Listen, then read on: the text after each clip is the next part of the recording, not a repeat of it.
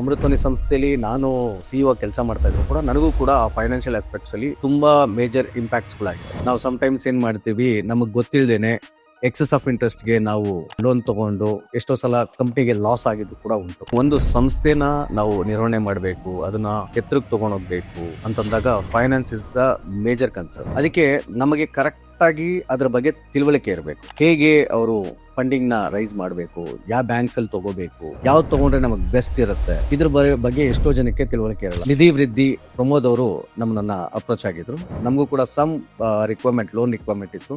ನಮಗೆ ನಿಜವಾಗ್ಲೂ ಎಷ್ಟು ಆಶ್ಚರ್ಯ ಆಯ್ತು ಅಂತಂದ್ರೆ, ಲಾಸ್ಟ್ ಟೈಮ್ ನಾವು ತಗೊಂಡಿರುವಂತಹ ಲೋನ್ಸ್ಗೂ ಮತ್ತೆ ಇವರು ನಮಗೆ ಪ್ರೊವೈಡ್ ಮಾಡಿರುವಂತಹ ಲೋನ್ಸ್ಗೂ ತುಂಬಾ ಡಿಫ್ರೆನ್ಸ್ ಇದೆ. ಲೋನ್ ತಗೊಳ್ಳೋದು ಏನಕ್ಕೆ, ನಾವು ಒಂದು ಬ್ರ್ಯಾಂಡ್ ಅನ್ನ ಎಸ್ಟಾಬ್ಲಿಷ್ ಮಾರ್ಕೆಟಿಂಗ್ ಮಾಡಬೇಕಾಗತ್ತೆ, ಅಥವಾ ಬೇರೆ ಯಾವುದೋ ಒಂದು ಆಸ್ಪೆಕ್ಟ್ಸ್ ಅಲ್ಲಿ ನಾವು ಡೆವಲಪ್ಮೆಂಟ್ ಮಾಡಬೇಕಾಗತ್ತೆ. ಆ ಟೈಮಲ್ಲಿ ನಮಗೆ ಫಂಡಿಂಗ್ ಇಮಿಡಿಯೇಟ್ ಆಗಬೇಕಾಗಿರುತ್ತೆ. ಅಂತ ಟೈಮಲ್ಲಿ ನಮಗೆ ಸರ್ವಿಸ್ ಬೇಕಾಗಬೇಕು, ಬ್ಯಾಂಕಲ್ಲಿ ಬೇಗ ಕ್ಲಿಯರೆನ್ಸ್ ಆಗಬೇಕು, ಪ್ರತಿಯೊಂದು ಹಂತದಲ್ಲೂ ನಮ್ಮನ್ನ ನೋಡ್ಕೋಬೇಕಾಗುತ್ತೆ. ಈ ರೀತಿಯಲ್ಲಿ ನಂಗೆ ನಿಧಿ ವೃದ್ಧಿ ಸಂಸ್ಥೆಯವರು ಪ್ರತಿಯೊಂದು ಹಂತದಲ್ಲೂ ನಮ್ಗೆ ಒಳ್ಳೆ ಸರ್ವಿಸ್ ಕೊಟ್ಟು ಇಮಿಡಿಯೇಟ್ ಆಗಿ ನಮ್ಮ ಲೋನ್ಸ್ಗಳನ್ನ ಬರೋ ಹಾಗೆ ಮಾಡಿದ್ರು. ಈಗ ನಮ್ಮ ಪ್ರತಿ ಒಂದು ಲೋನ್ ಆಸ್ಪೆಕ್ಟ್ಸ್ ನ ಈ ಸಂಸ್ಥೆ ನೋಡ್ಕೊಳ್ತಾ ಇದೆ. ನಮಗೆ ಬೇಕಾಗಿರುವಂತ ಸರ್ವಿಸ್ ನ ಇಮಿಡಿಯೇಟ್ ಆಗಿ ಕೊಡ್ತಾ ಇದೆ. ನಮಗೆ ಬೇಕಾಗಿರೋ ಪರ್ಸೆಂಟೇಜ್ ಅಲ್ಲಿ ಸಿಗ್ತಾ ಇರೋದ್ರಿಂದ ಬಹಳ ಹ್ಯಾಪಿ ಇದೀವಿ. ಈ ನಿಧಿ ವೃದ್ಧಿ ಸಂಸ್ಥೆಯ ಮತ್ತೊಂದು ಅಡ್ವಾಂಟೇಜ್, ಯಾರಾದ್ರೂ ಬಂದು ಸರ್ವಿಸ್ ಕೊಡ್ತಾ ಇದ್ದಾರೆ, ಫೈನಾನ್ಷಿಯಲ್ ಆಸ್ಪೆಕ್ಟ್ಸ್ ಅಲ್ಲಿ ಲೋನ್ ಬೇಕು, ಆತರ ಸರ್ವಿಸ್ ಕೊಡ್ಬೇಕಾದ್ರೆ the excess of percentage mediator ಆಗಿ ಅವ್ರು ತಗೊಳ್ತಾರೆ. ಬಟ್ ಈ ಸಂಸ್ಥೆಯಲ್ಲಿ ಈವನ್ ಕೂಡ ನಮ್ಮ ಹತ್ರ ₹1 ಕೂಡ ಅವ್ರು ಇದುವರೆಗೂ ನಮ್ಮ ಹತ್ರ ಯಾವುದೇ ಚಾರ್ಜಸ್ ಮಾಡಿಲ್ಲ ಅಥವಾ ಯಾವುದೇ ರಿಕ್ವೆಸ್ಟ್ ಮಾಡ್ಕೊಂಡಿಲ್ಲ.